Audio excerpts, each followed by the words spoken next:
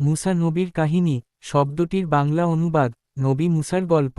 নবী মুসা আরবিতে মুসা ইসলাম, ইহুদি এবং খ্রিস্টধর্মে একজন অত্যন্ত সম্মানিত ব্যক্তিত্ব। কুরআন, তৌরাত এবং বাইবেলে তার গল্প বর্ণিত হয়েছে।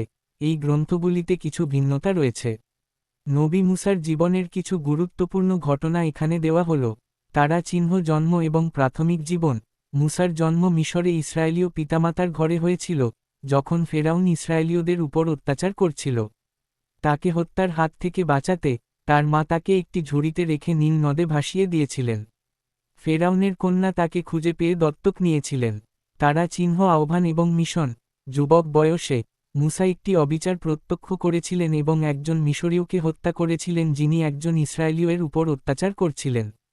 তিনি মিশর থেকে পালিয়ে বহু বছর ধরে মিদিয়ানে বসবাস করেছিলেন। সেখানে থাকাকালীন তিনি ঈশ্বরের কাছ থেকে একটি ঐশ্বরিক আহ্বান পেয়েছিলেন, তাকে মিশরে ফিরে যেতে এবং ইসরায়েলীয়দের দাসত্ব থেকে মুক্ত করতে আদেশ দিয়েছিলেন। মিশর থেকে যাত্রা। মুসা তার ভাই হারুনের সাথে ফেরাউনের মুখোমুখি হয়ে ইসরায়েলীয়দের মুক্তি দাবি করেছিলেন। মিশরে ধারাবাহিক মহামারী আসার পর ফেরাউন অবশেষে অনুতপ্ত হন এবং ইসরায়েলীয়দের চলে যেতে দেন।